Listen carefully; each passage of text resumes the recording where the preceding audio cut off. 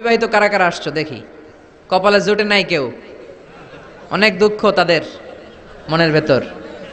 হ্যাঁ, টেনশন নাই, জুটে যাবে ইনশাআল্লাহ। আর বাংলাদেশে মহিলার সংখ্যা নাকি বেশি, ভাগে যোগে 2-3টাও পড়তে পারে।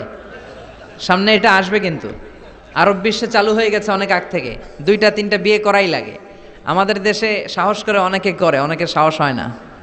তো আস্তে আস্তে শুরু হবে ইনশাআল্লাহ।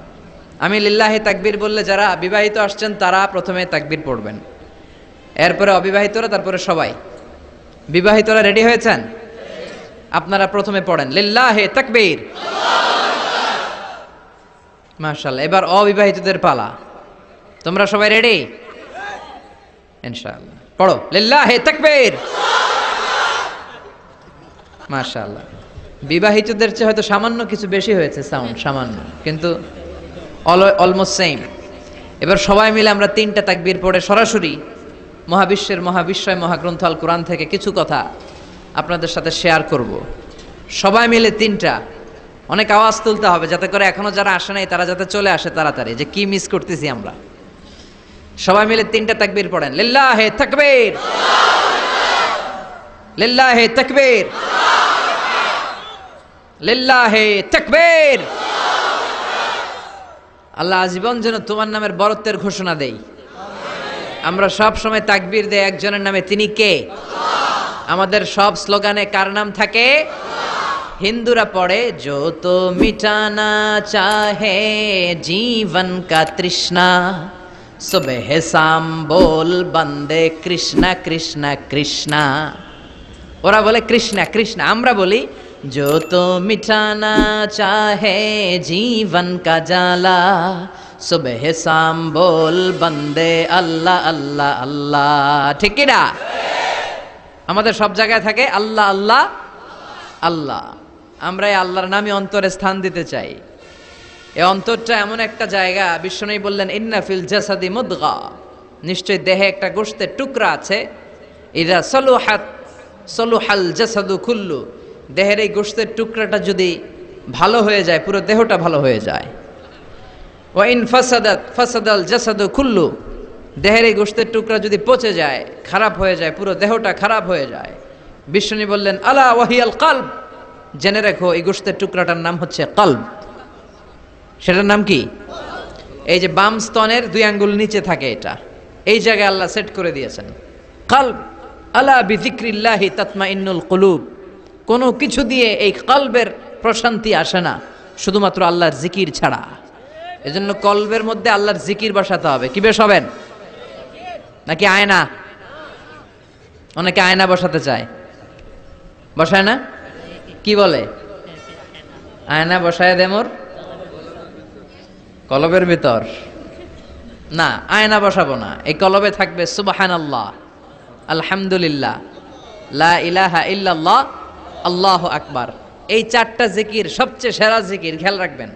দেখেন ইসলাম মানা সহজ, আমরা আজে বাজে জায়গায় যে আজে বাজে লোকদের কথা শুনে আমরা ভুল তথ্য পেয়েছিলাম এতদিন। ইসলাম মানাটা সহজ, একেবারে নিরেট, সোজা সাপটা, গোজামিল নাই। আল্লাহর কথা আর আল্লাহ রাসূলের কথায় কোনো গোজামিল থাকে না। সুবহানাল্লাহ, আলহামদুলিল্লাহ, লা ইলাহা ইল্লাল্লাহ, আল্লাহু আকবার। পড়েন সুবহানাল্লাহ, আলহামদুলিল্লাহ, লা ইলাহা ইল্লাল্লাহ, আল্লাহু আকবার। এই 4টা তাসবিহ হচ্ছে, 4টা জিকির হচ্ছে শ্রেষ্ঠ জিকির। শ্রেষ্ঠ তো শ্রেষ্ঠই তো পাইছেন, আর এদিক ওদিক তাকান কেন? পড়েন ইচ্ছে মতো, ইচ্ছে মতো পড়েন, ইচ্ছে মতো পড়েন। এই 4টা জিকির একসাথে মিলিয়েও পড়া যায়, আলাদা করেও পড়া যায়। আবার বিশ্বনবী বললেন মিজানের পাল্লা ভারী করতে চাও, ফাআম্মা মান সাকুলাত মাওয়াজিনুহু ফাহুয়া ফি আইশাতির রাদিয়া, মিজানের পাল্লা যারা ভারী করতে চাও তারা 2টা জিকির করবা, সুবহানাল্লাহি ওয়া বিহামদিহি সুবহানাল্লাহিল আযীম।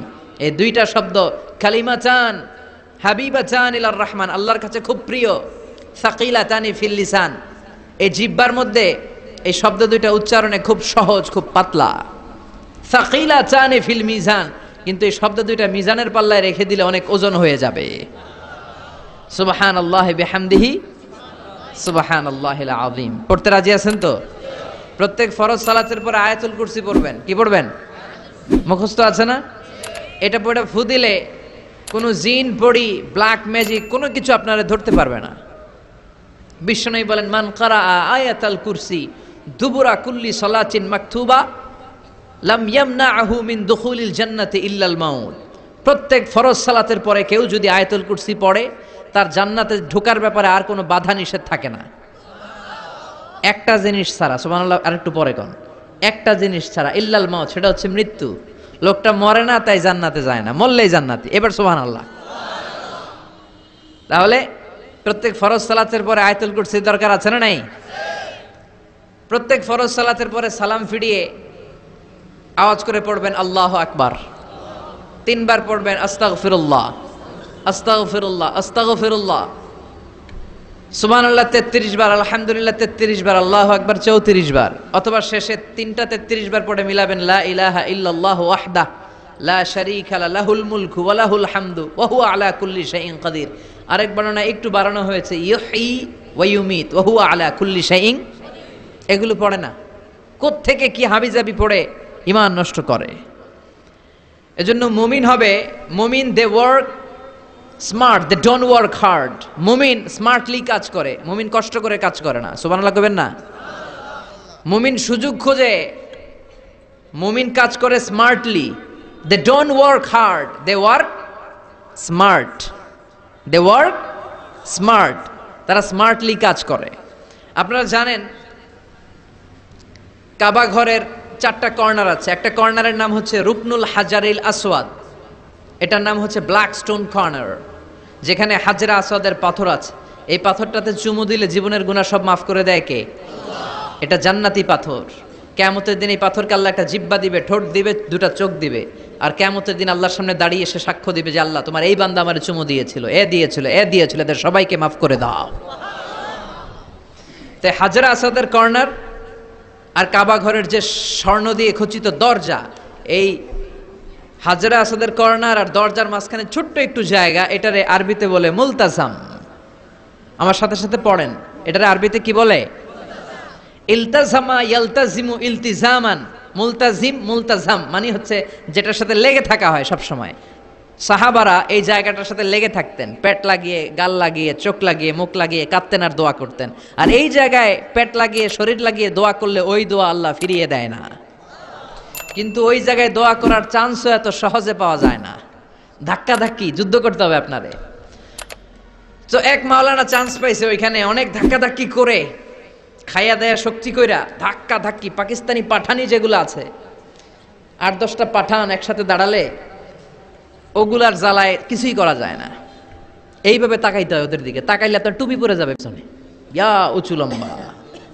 তো এই মাওলানা অনেক ধাক্কা ধাক্কি করে কোন রকম ওই মুলতাজামে হাত লাগাইতে পারছে। এখন আবার তো আরেক ধাক্কায় কই যে চলে যাবে কোনো হিসাব নাই। তো সেইখানে দাঁড়াই আল্লাহর কাছে দোয়া করছে, যেহেতু এই জায়গায় দোয়া করলেই আল্লাহ কবুল করে, এখন কয়টা চাবে আল্লাহর কাছে, সময় তো নাই। সে ওখানে হাত লাগিয়ে দোয়া করতেছে, আল্লাহ একটাই দোয়া, জীবনে যত দোয়া করছিলাম আর করমু সব দোয়া তুমি কবুল করে নিও। যত দোয়া জীবনে করছি আর মরার আগের দিন পর্যন্ত যত দোয়া আমি করব, এই দোয়াগুলো কবুল কইরো, এই একটাই চাওয়া, আর কিছু চাইলাম না তোমার কাছে। তো কিছু বাকি রাখছে? কথা বলেন। The believer they work smart, they don't work hard. বিশ্বাসীরা স্মার্টলি কাজ করে, ওরা শক্তি খাটিয়ে ঘাম ঝরিয়ে কাজ করে না, ওরা সুযোগ খোঁজে, ওরা ঝোপ বোঝে কোপ মারে, ঠিক কিনা? যেখানে সওয়াব বেশি, অল্প কাজে প্রফিট বেশি, লাভ বেশি, ওইটাই না মানুষ করবে, ঠিক কিনা? এই জন্য যে সহি আমলগুলোর কথা বললাম ফরজ সালাতের পরে, আজকে থেকে এগুলো আমরা করব, মনে থাকবে ইনশাআল্লাহ। পড়েন আর জোরে পড়েন ইনশাআল্লাহ।